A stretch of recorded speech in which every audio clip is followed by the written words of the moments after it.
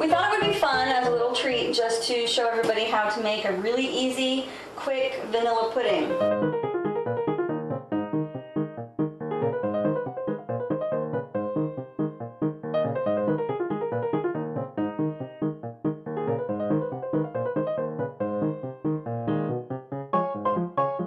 We're going to be making this over direct heat, and you're probably thinking, oh my God, why is she putting that egg yolk right there in that pan? It's going to curdle, it's going to be awful.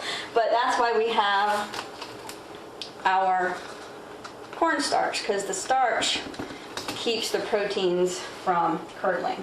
So in the pan right now, we've got 1 yolk, 1 tablespoon of cornstarch. Do a pinch of salt.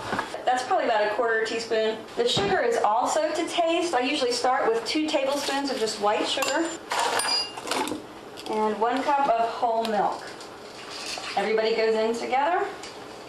I'm turning on the heat to about medium-high, I guess, and then I'm just going to whisk it constantly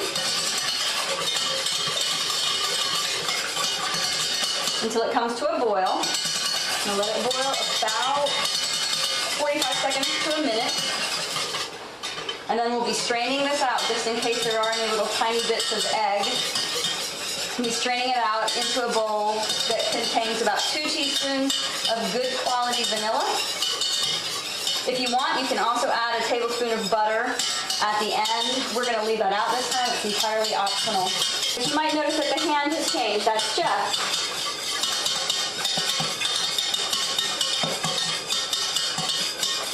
The stove is getting hot. I can feel the heat coming up.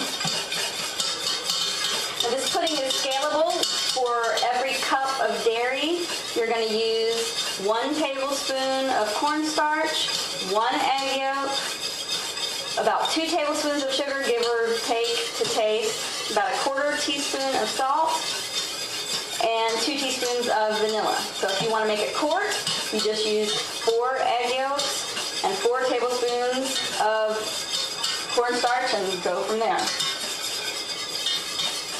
No more box. No more box. Bye-bye box. Now, how will I know when this starts to boil? Because I mean, it's very frothy. Okay. Well, you will know because, well, first of all, there'll be a bunch of steam that starts coming off like all over the surface of the pudding. Mm-hmm. It'll get remarkably thick, and so the bubbles will be like, you know, like in lava. Okay. Like big fat bubbles, so you won't miss it. See, there goes the steam. I don't know if you guys can see that, but steam is happening. And we've got the stove on 7? Yeah, I'm calling that medium-high. You can also, I mean, if you're feeling like a cowboy, you can do it on high, but you're just going to be really, really careful. Yeah, well, it's definitely thick. Stop for a second and see what it's doing. See, it's definitely boiling. Okay. So we'll just let that go for about 45 seconds. And the reason we want it to, I mean, even though it's thick, there's still going to be some raw starch flavor in there, so we want to just cook that up. Okay. Just let it go for a few more seconds. Smells good.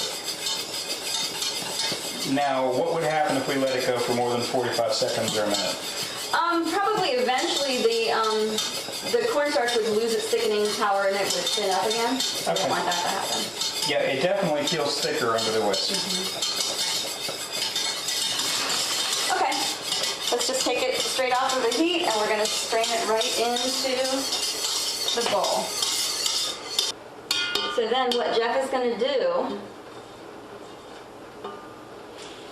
is take the back of the spatula and just press the rest of it through the strainer right into the vanilla. Oh, and that's the vanilla, the 2 tablespoons of vanilla? Oh, 2 teaspoons. 2 teaspoons of vanilla.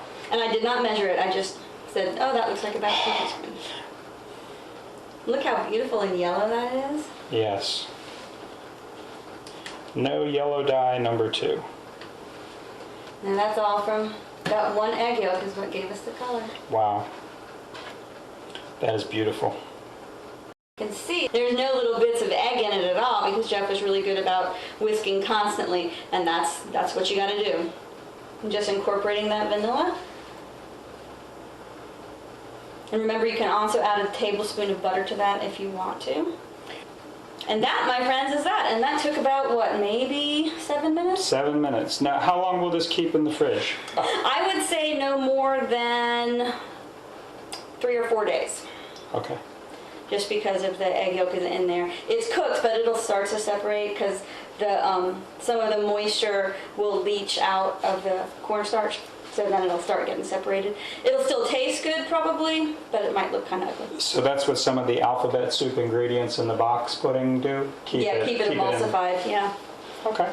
All right. And there you have it. 7 minutes to fantastic vanilla pudding. Thanks for watching, guys. Bye.